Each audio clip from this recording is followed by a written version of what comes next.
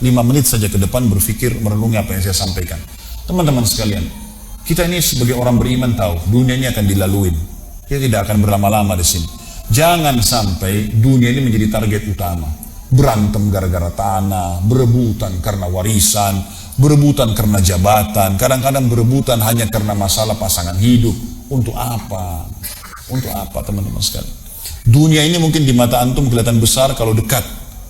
Misal, saya tidak tahu bapak-bapak mengerti nggak? Kalau ibu biasanya langsung mengerti kalau masalah contoh-contoh perhiasan. Kalau ada orang punya berlian, besarnya seperti bola pingpong, kaya nggak?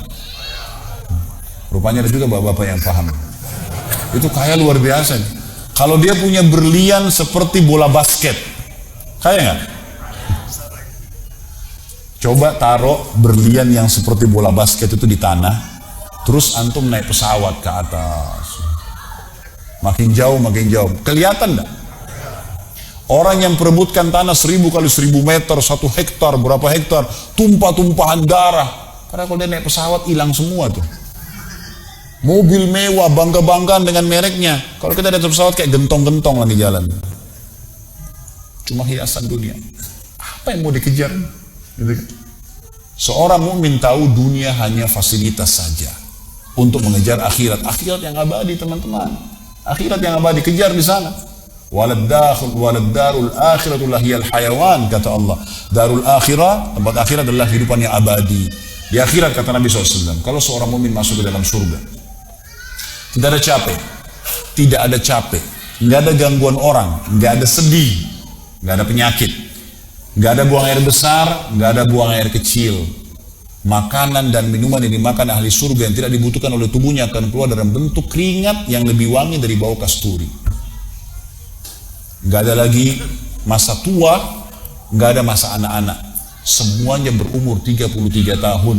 Dan semua laki-laki akan kembali kepada poster ayahnya Adam, 60 siku ke langit, 27,5 meter. Dan semua perempuan kembali kepada poster ibunya Hawa, 40 siku ke langit, 17,5 meter. Nggak lebih ya daripada itu, dan nggak pendek, nggak tinggi. Jadi teman-teman yang pendek nggak usah khawatir. Ini cuma dunia. Sampai orang beriman pun tahu kalau ada orang lahir dalam kondisi fisiknya luar biasa, matanya buta, telinganya tuli, tangannya, kakinya semua putus, gitu kan? Itu tetap bagi orang beriman punya nilai, karena itu cuma dunia. Begitu dia meninggal, jasadnya akan dimakan oleh tanah, sebagaimana sabda Nabi SAW, semua jasad kalian akan dimakan oleh tanah kecuali tulang ekor kalian yang darinya Allah akan tumbuhkan kalian. Di akhirat ditumbuhkan jasad yang baru, itu yang akan hidup bersama kita di surga atau di neraka, gitu kan? Jadi ini cuma dunia sebentar. Untuk apa dikejar, teman-teman sekalian? Ingat, Nabi SAW pernah keluar dalam hadis Bukhari dari masjid beliau, kemudian beliau menggambar kotak. Lalu beliau mengatakan, inilah kotak kehidupan manusia. Seperti meja ini misalnya, inilah kotak kehidupan manusia. Lalu Nabi SAW menggaris dari luar kotak, di bawah kaki beliau, digaris, dilewatin kotak ini sampai melewati kotak tengah, di depan, panjang. Lalu kata Nabi SAW, ini angan-angan manusia. Ini angan-angannya. Angan-angannya melampaui kehidupannya. Lebih 500 tahun ke depan, padahal umurnya cuma 60-70. Lalu Nabi SAW menarik dengan tongkatnya dengan keras dari sisi kanan garis kotak, digaris dengan keras sampai terbongkar tanah itu, digaris dan memutus garis tengah itu. Lalu beliau mengatakan, dan ini kematian yang akan datang memutus angan-angannya. Di Jakarta kemarin teman-teman sekalian, ini bukan nakut-nakutin, tapi di Jakarta kemarin begitu. Ada orang keluar dari mall, kisah nyata, bawa kresek banyak sekali, habis belanja buat keluarganya. Mobilnya Masya Allah mewah luar biasa, super lux, paling mahal. Parkir, begitu melihat tukang parkir, alhamdulillah, tukang parkirnya sangat senang nih, karena ini orang kaya, pasti kasih tip yang banyak gitu. Naik di mobilnya, di starter mobil, tidak pakai supir kebetulan, dia nyalain, mobil di depan ada, mobil di belakang ada, gitu. Jadi terhimpit. Tiba-tiba orang ini tuh starter mobilnya diinjak gas dengan sangat keras, mundur ke belakang, nabrak mobil di belakang, hancur total. Tukang parkirnya pun tadi jadi marah, Pak, apa nggak lihat, ngambil marah-marah. Tapi anehnya orang ini gasnya terus kencang, gitu ribut, gitu kan. Maka tukang parkir curiga, dibuka pintu, orang itu sudah meninggal dunia. Teman-teman sekalian, pernah nggak orang ini berpikir dia akan mati pada saat keluar dari mall? Kalau dia tahu dia tidak bakal keluar ke mall tuh. Di depan mata saya pernah ada orang meninggal di rumah sakit ayah saya. Kebetulan di Makassar beliau punya rumah sakit, dan itu di pinggir jalan raya. Sore hari, subhanallah, ada anak muda. Saya pas lagi di teras lantai 2 rumah ayah saya itu kelihatan jalan raya. Jadi kelihatan orang kejadian ini. Ada anak muda lagi pakai motor, waktu itu motor baru dia jalan. Jadi jalurnya 2 jalur gitu kan. Rupanya motor ini motor itu dari arah sana. Kemudian di sini ada mobil pick up yang pelan jalannya gitu. Ada mobil truk pelan jalannya. Di belakang ini rupanya ada mobil truk pelan, di belakangnya ada mobil pick up. Mobil pick up ini mungkin kena terganggu. Dia bukan ngelewatin dari kiri, dia keluar ke jalur sebelah. Keluar, motor yang tadi lagi kencang, dia tidak sangka tabrak, meninggal di tempat. Jatuh tergeletak, motornya dibawa, dicek di rumah sakit ayah saya di klinik, ternyata sudah meninggal dunia. Saya lihat orang itu subhanallah tergeletak. Ada beberapa produk yang dia bawa di motornya. Lalu saya bertanya, saya muhasabah sendiri. Orang ini pernah berpikir nggak ya untuk keluar rumah tadi akan dia tabrakan, dia akan jatuh? Saya yakin tidak. Kalau dia berpikir dia tidak akan keluar dari rumahnya. Tapi begitulah ajal kalau datang teman-teman sekalian. Kalau datang tidak akan terlambat sesaat atau berkurang sesaat. Harus pahami, gitu kan? Jadi jangan sampai kita berlebihan. Saya tanya teman-teman, Anda jujur jawab. Kalau seandainya Anda ke dokter, lalu kemudian dokter mengatakan, maaf Pak, Bu, umurnya tinggal 2 minggu menurut ilmu medis. Ini ada penyakit parah, tinggal 2 minggu, dokter nggak bisa obatin lagi. Kira-kira orang yang seperti ini sudah divonis sama dokter akan mati 2 minggu lagi. Nggak ada lagi, sudah kankernya, sudah tumor, segala macam di tubuhnya, sudah segala macam penyakit. Nggak bisa lagi hidup orang ini. Kemudian ada orang datang, temannya bilang, itu si Fulan, ceritain kamu, kira-kira dia masih mau ribut berkelahi? Itu orang tuh mau mengambil hakmu, masih mau mengebut lagi? Sudah semua? Enggak, sudah, aduh, enggak mau tahu. Ini 2 minggu lagi mati. Semestinya teman-teman enggak usah tunggu vonis dokternya. Siapa yang bisa jamin sekarang di masjid ini teman-teman ada dari tembok ini tiba-tiba malaikat maut, saya lihat antum tidak lihat, orang roh saya tinggal dikenang, Khalid Basalamah pernah ceramah, selesai. Dan Anda juga bisa begitu setiap saat. Bagaimana orang bisa tenang nih dalam kemaksiatan kepada Allah sementara setiap saat malaikat maut bisa datang jemput dia dan ada hisab semuanya. Ini bahaya sekali. Baik, saya pernah mengadakan pelatihan teman-teman sekalian di masjid yang besar. Masya Allah mungkin seperti ini malah lebih besar. Lantai 2 juga seperti ini dan penuh. Di lantai 2 itu ada banyak ibu-ibu akhwatnya. Saya bicara masalah kematian selama 2 jam materi lengkap. Kemudian setelah itu sebelumnya saya bilang sama panitia tolong supaya lebih hidup suasananya, siapkan kebutuhan jenazah. Meja, kain kafan, sama menyan-menyannya semua. Kemudian di sebelah masjid buatin liang lahat. Baik Ustaz, dibuatlah. Selesai saya ceramah 2 jam, saya bilang, Bapak Ibu sekalian, saya mau aja Anda 5 menit coba menjadi jenazah. Ada yang mau? Sempat ada yang angkat tangan depan saya. Kebetulan ini teman kita ini, saudara kita tukang batu. Adiknya dia kembar anak SMA sering ikut pengajian saya gitu. Dia hadir juga. Dia bilang saya Ustaz. Baik silahkan. Pak saya minta tolong satu hal ya. Kalau Bapak naik nanti di atas meja ini dibungkus dengan kain kafan oleh panitia, tutup mata Anda dan bayangkan Anda sudah mati dan dengarkan apa yang saya ucapkan. Baik Ustaz. Baik. Saya juga bilang sama panitia di atas masjid waktu itu ibu-ibu, silakan kalau ibu mau coba panitia tolong bantu. Saya sudah pandu waktu sebelum pengajian. Ringkasnya adalah dia naik. Subhanallah begitu dia naik, Bapak Ibu sekalian, orang ini naik di atas meja, begitu tutup matanya dan ditempelin kain kafan di pipinya. Ini kain kafan asli kita beli. Ditempel di pipinya langsung dia nangis. Nangis dia, terisak-isak. Lalu kemudian panitia taruh tangannya di dadanya terus dibungkus gitu kan. Lalu saya bilang, Pak, coba renungin sekarang Anda sudah mati dan hiruk-piruk di masjid ini ada orang nangis. Kebetulan adiknya dia yang kembar ini murid saya duduk di sebelah kiri kanannya dan membayangkan benar kakaknya meninggal. Mereka betul-betul menangis gitu.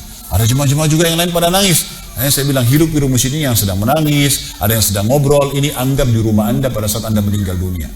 Dan Anda tidak bisa protes. Gak bisa bilang saya tidak mau, jangan ribut, gak bisa lagi. Udah. Panitia pun menaruh tangan kanan di atas tangan kiri, kita nggak bisa protes taruh di dada. Dibungkus dengan kain kafan pun nggak bisa. Baik, Pak, bayangkan semua peluang amal saleh yang semestinya Anda bisa kerjakan, sholat malam, sedekah bakti dengan orang tua, baca Quran, sholat berjamaah, yang Anda sia-siakan dan Anda menyesal kenapa tidak kerjakan sekarang. Dan bayangkan semua peluang dosa yang Anda tidak sia-siakan. Kesempatan zina, berzina, kesempatan dusta-dusta, kesempatan riba-riba, semua dikerjakan. Dan Anda tidak sempat taubat dan Allah akan hukum Anda sekarang. Itu Bapak Ibu sekalian, saya tidak kadang-kadang dia sampai nangis-nangis Bapak ini. Terus dia nangis. Lalu saya bilang, tolong panitia, datangkan geranda jenazah. Datangkan. Baik Pak, sebentar lagi kami akan angkat badan Anda di geranda ini dan kami akan bawa Anda ke liang lahat sebelah masjid. Diangkatlah dia. Saya bilang, Pak, renungin, resapi tubuh Anda kesentuh dengan geranda ini. Ditutuplah lalu dipikul. Lalu saya pandu pakai mic, saya bilang, Pak, inilah detik-detik terakhir Anda bersama kami. Terus sesalin perbuatan-perbuatan dosa Anda pernah lakukan, peluang-peluang ibadah Anda sia-siakan. Sampai tiba di luar masjid, saya turun ke liang lahat, saya buatin sendiri tanah, kemudian saya buatin bebannya, lalu diturunkan dia. Setelah diturunkan, saya suruh tutup matanya, kemudian ditutup dengan kain. Saya keluar, lalu saya pakai mic, saya bilang, Pak, buka matanya. Inilah rumah Anda sekarang. Walaupun rumah Anda 1000 kali 1000 meter di dunia, kembali ke 1 kali 2 meter. Ini tempat Anda sekarang. Dan sebentar lagi malaikat akan datang menanyakan kepada Anda pertanyaan-pertanyaan yang Anda sudah tahu. Selesai. Berapa mungkin sekitar hitungan detik. Ini semua proses kurang dari 5 menit teman-teman sekalian. Lalu saya bilang, buka. Dibuka kain tersebut. Lalu saya bilang, teman panitia bantu. Bapak ini keluar. Keluar dia. Waktu dia keluar dari kuburan, liang lahat itu teman-teman, sempoyongan. Kayak orang yang sudah pusing gitu. Keluar. Kemudian saya bawa ke masjid. Saya pegang tangannya masuk ke masjid. Duduk. Lalu saya kasih mic. Pak, tolong ceritakan pengalamannya kepada jemaah jadi jenazah 5 menit. Itu dia pegang mic, gemetaran. Ustaz, saya tobat, saya durhaka sama orang tua, saya nggak sholat, saya begini. Ini dia lupain, ada ribuan jemaah depannya nih. Dia nangis-nangis, sebutin semua kesalahannya. Semua pada banyak ikut nangis. Kayak orang ketakutan betul, gitu kan? Baik, selesai. Saya panggil siapa lagi yang mau coba? 2, 3, 4 orang. Rata-rata semua begitu keadaannya, gitu kan? Alhamdulillah mereka sadar seketika pada saat itu. Lalu kemudian saya bilang penutupan. Ada bahkan ibu-ibu yang coba di atas pingsan, ibu itu. Kita bukan nakut-nakutin, dan memang saya praktekin. Lalu saya bilang begini, Bapak Ibu sekalian, sebagai penutup acara saya bilang pada saat itu, bahwasanya ini hanya praktek jadi jenazah. Tapi ini ya akan datang satu waktu Anda dibungkus kain kafan tidak bisa kembali lagi. Sekarang masih bisa kembali beramal soleh. Dan ini pernah diperingatkan oleh Hasan Basri rahimahullah. Beliau pernah ngantar jenazah diikuti oleh seseorang. Lalu Hasan Basri tanya, wahai fulan, kalau seandainya jenazah ini tiba-tiba hidup sekarang, apa yang dia kerjakan? Kata orang ini, tentu dia akan sholat, dia akan puasa, dia akan ngaji, dia akan kerjakan ibadah-ibadah. Kata Hasan Basri, kenapa? Dia bilang, karena dia sudah mati, dia tahu nilainya ibadah itu. Kata Hasan Basri, yang kau ucapkan benar, tapi yang di depan matamu ini tidak bisa hidup lagi. Kamu sekarang masih hidup, kerjakan seperti dia kalau dia hidup. Jangan tunggu itu, gitu kan? Ingat teman-teman, ujian teman, ancaman teman, atau orang sekitar kita, hanya sepanjang lidahnya. Kamu hebat ya, kamu kaya ya, kamu gagah ya, kamu cantik ya, sepanjang lidahnya demi Allah. Mau apa itu? Apa yang mau direbut? Orang-orang setengah mati sholat malam sejam 2 jam, besok ceritain ke orang hanya butuh pujian sepanjang lidah dia. Untuk apa? Teman-teman yang suka riak nih, saya ajarin caranya gampang. Ada caranya gampang. Kalau Anda besok pagi mau cerita kepada teman-teman Anda di kantor atau tempat, saya tadi malam sholat malam, gak usah tunggu besok pagi setengah mati, ngantuk-ngantuk nanti malam bangun. Jam 2 malam sebentar datangin rumah teman yang jadi target, ketok pintunya, ini saya mau sholat, lihat ya. Selesai, gitu kan. Untuk apa nunggu besok setengah mati, gitu kan. Gak ada gunanya ria, pujian orang sepanjang lidahnya, jangan, gitu kan. Gak ada gunanya. Jadi teman-teman sekalian, sadarilah mati akan datang, dan jadilah seperti Bilal radhiyallahu anhu, sahabat Nabi yang mulia. Waktu ditanya, ma ra'yuka bil maut, apa pendapat Anda dengan kematian? Kata beliau, marhaban bil maut, selamat datang kematian. Apa yang saya mau takutin?